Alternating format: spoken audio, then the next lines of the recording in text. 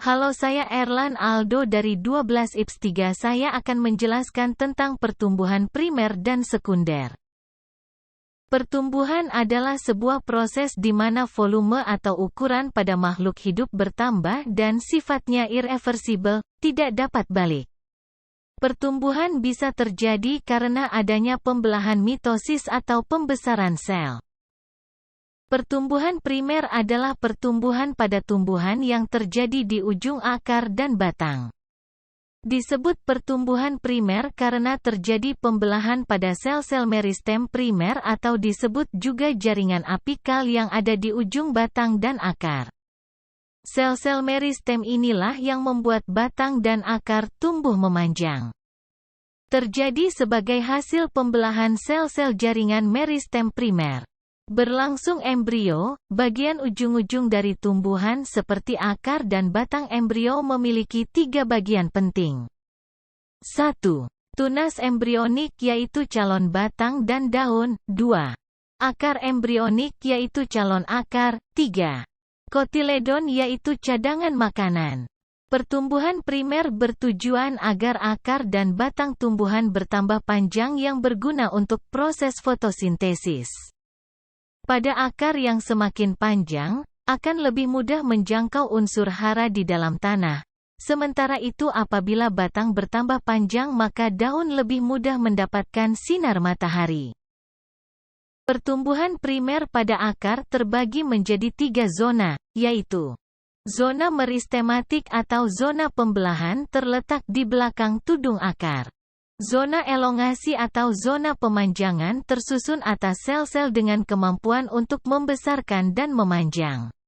Zona diferensiasi merupakan zona di mana sel-sel mengalami proses pendewasaan.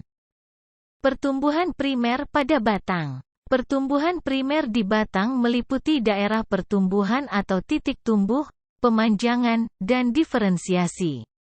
Meristem apikal di batang disusun dari sel-sel yang membelah pada ujung tunas.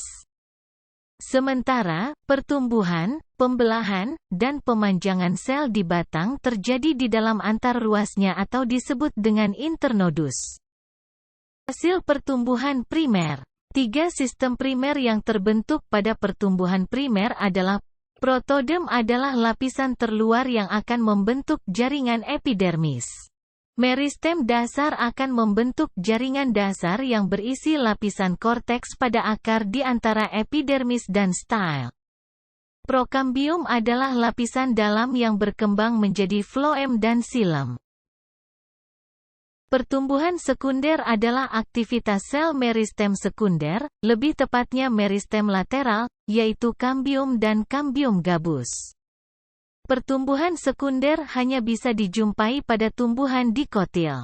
Pertumbuhan sekunder ditandai dengan bertambah besarnya kambium pada tumbuhan. Ciri dan fungsi pertumbuhan sekunder. Salah satu ciri pertumbuhan sekunder adalah menebalnya batang atau batang yang semakin lebar.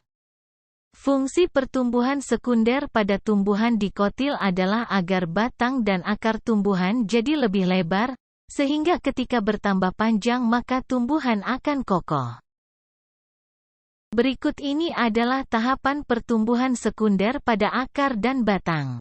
Sel-sel kambium vaskuler yang terletak di antara xilem dan floem melakukan pembelahan ke dalam membentuk jaringan xilem sekunder. Terjadi pembelahan sel kambium vaskuler yang membuat diameter batang bertambah, sehingga epidermis terkelupas. Pembelahan pada kambium gabus akan menggantikan fungsi epidermis yang rusak.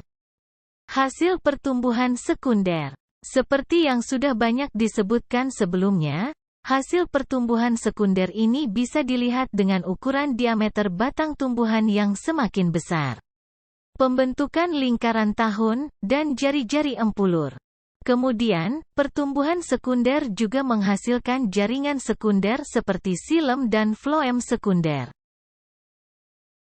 Perbedaan pertumbuhan primer dan sekunder. 1. Hasil. Pada pertumbuhan primer, tumbuhan akan bertambah panjang. Sementara, pada pertumbuhan sekunder, tumbuhan akan bertambah lebar. 2. Jenis jaringan. Pertumbuhan primer terjadi karena aktivitas meristem apikal. Sementara, pertumbuhan sekunder terjadi karena aktivitas meristem lateral. 3. Waktu terjadinya. Pertumbuhan primer dimulai sejak awal tumbuhan tumbuh, mulai berkecambah, hingga selesainya diferensiasi jaringan. Sementara pertumbuhan sekunder terjadi saat pertumbuhan primer selesai dan hanya pada bagian yang matang atau yang benar-benar dikembangkan. Sekian yang bisa saya sampaikan, kurang lebihnya mohon maaf. Wassalamualaikum warahmatullahi wabarakatuh.